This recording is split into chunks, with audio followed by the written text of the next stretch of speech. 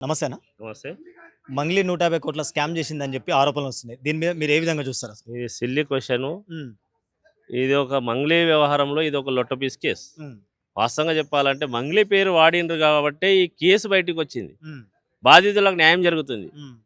కానీ అదే అదునుగా హ్మ్. మంగ్లీని బ్లాక్‌మెయిల్ చేసే కార్యక్రమాలు ఏవైతే చేస్తుర్రో హ్మ్. అది కరెక్ట్ కాదని మేము చెప్తున్నాం. హ్మ్. ఎందుకంటే ఈ ఇన్వెస్టిగేషన్‌లో డీసీపీ గారు హ్మ్. మంగ్లీ గారి ప్రమేయం లేదు. హ్మ్. మా ఇన్వెస్టిగేషన్‌లో ఆయన చెప్పారు క్లియర్ కట్‌గా. హ్మ్. ఇంకా ఏదైనా ఉంటే ఆ ఇన్వెస్టిగేషన్ జరుగుతా ఉంది. హ్మ్. ఇంకా ఎక్కడ లోతుగా దర్యాప్తులో హ్మ్. తను వ్యవహారం నడిపినట్టు గాని, తను బ్యాక్ ఉన్నట్టు గాని ఎక్కడన్నా వస్తే ఖచ్చితంగా మేము ఆధారాలతో సహా మేము పెట్టి కేసు పెట్టి చట్టం ముందు నిలబెడతామని చెప్తా ఉన్నారు. అంటే ఇప్పుడు బాధితుల దగ్గర ఆధారాలున్నాయి.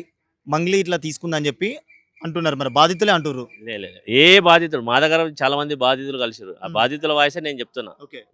మంగ్లీ పేరు తీసిర్రు తెలుసో తెలియకో కాబట్టే మా హ్మ్. కేసు బయటికొచ్చింది. హ్మ్. ఇవాళ కొంత కదలిక ఉంది. హ్మ్. దీంట్లో బాలాజీ అనేటోడు కొంత ముంచిండు. హ్మ్. తర్వాత బాలాజీ డ్రైవర్ మధు. హ్మ్. వీడు జనాల్ని ముంచిండు. ఇప్పుడు వాళ్ళకి పడక ఇద్దరికి వాళ్ళు ఇక్కడ ఎవరైతే ఇవాళ బ్లాక్‌మెయిల్ చేస్తుర్రో మంగ్లీని హ్మ్. వాళ్ళ వెనకాల ఉండి ఇవాళ హేమాకాంత్ రెడ్డి హ్మ్. ఎస్పెషల్లీగా హేమాకాంత్ రెడ్డి కూడా నిందితుడు. హ్మ్. వాడు కూడా బాధితుని అవతారం ఎత్తి ఇవాళ స్టూడియోలో కూర్చొని మాట్లాడుతుండు. హ్మ్. ఆ హేమాకాంత్ రెడ్డి వ్యవహారం కూడా తేల్చాలని చెప్పేసి మేము మీ ద్వారా ఇవాళ ప్రభుత్వాన్ని కోరుతా ఉన్నాం.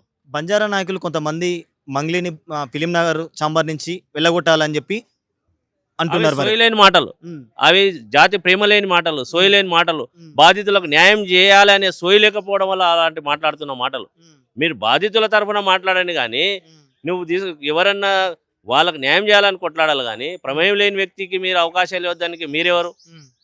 మీ మాట విని వాళ్ళు ఇవ్వకుండా ఉంటారా? ఆమె ఏమన్నా మూవీ అసోసియేషన్‌లో ఆమె ఏమన్నా మెంబరా? హ్మ్. ఆమెకు అక్రిడిటేషనే లేదు. హ్మ్. ఎట్లా ఉందంటే నువ్వు జర్నలిస్ట్ కాకుండా మీ అసోసియేషన్‌కి పోయి ఫిర్యాదు చేసినట్టుంది నేను. హ్మ్.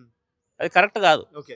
అంటే ఒక గిరిజన బిడ్డ అని చెప్పి ఇలాంటి ఆరోపణలొస్తున్నాయా మరి? 100% హ్మ్. 100% ఎందుకంటే దీనెంబడి హ్మ్. మంగ్లీ తను సెలబ్రిటీకి మారిన తర్వాత ఓకే. చాలా మందికి హ్మ్. ఈవెంట్స్ గానీ, హ్మ్. లేదంటే ఇంటర్వ్యూస్ గానీ, హ్మ్. లేదంటే వాళ్ళు పాడమన్న పాటలు గానీ, హ్మ్. పాడలేకపోయిన వ్యక్తిగత కక్షలతోటి హ్మ్. ఈ విధంగా ప్రతి ఒక్కడు ఇదే సమయం దొరికిందని చెప్పేసి మంగ్లీని వాళ్ళ యొక్క పైశాచిక ఆనందాన్ని మంగ్లీని బ్లేమ్ చేసి హ్మ్. పొందుతా ఉన్నారు. ఇది కరెక్ట్ కాదని హెచ్చరిస్తా ఉన్నాం. అంటే ఇప్పుడు కొన్ని వీడియోలలో డబ్బులు లెక్క పెడుతున్నట్టు మంగ్లీ వాళ్ళ తమ్ముడు అని చెప్పి చూపిస్తున్నారు మరి. దీని మీద మీరెలా చూస్తారు? నేను ఒకటే అంటున్నా. హ్మ్. మంగ్లీ వాళ్ళ తమ్ముడు వేరు, మంగ్లీ వేరు. మంగ్లీ ఓకే. ఫీల్డ్ వేరు, మంగ్లీ తమ్ముడు ఫీల్డ్ వేరు. హ్మ్. తను కూడా మేజరే. ఓకే. ఆ! మంగ్లీ ఆయన రోజు ఎవరితో ఫ్రెండ్‌షిప్ చేస్తుండు, ఎక్కడ తిరుగుండు, ఆయన ఏ వ్యవహారం చేస్తుండు అనేది మంగ్లీ అంత బిజీ షెడ్యూల్ అయితే ఏం చూడదు కదా! అవును. ఒకవేళ తను వీళ్ళతోటి ఉందనుకో, వీళ్ళ హ్మ్. హడావిడి ఎట్లుంది? అవును. వీళ్ళు పెద్ద కోటీశ్వరులు, బిలియనీర్స్ అనే టైప్‌లో వీళ్ళ వెహికల్లు, వీళ్ళ ఇండ్లు ఉండేసరికి అరే! వీళ్ళు కూడా రియల్ ఎస్టేట్‌లో సంపాదించిండ్రేమో, హ్మ్. మంచోళ్ళేమో అనే ఉద్దేశంతోటి ఆయన తిరిగింటాడు గానీ, హ్మ్. వీళ్ళంతా ప్రజల్ని ముంచి డబ్బు పోగేసుకొని హ్మ్. వ్యవహారం చేస్తున్నారనే విషయం వాళ్ళకి తెలియదు. హ్మ్.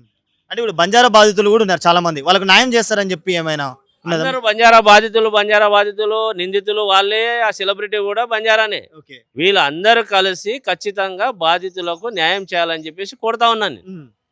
ఏం చెప్పాలనుకుంటారు ఫైనల్‌గా? ఫైనల్‌గా మంగ్లీ ఎపిసోడ్‌ని ఇంతటితో ముగియండి. హ్మ్. బాధితులకు న్యాయం చేయండి.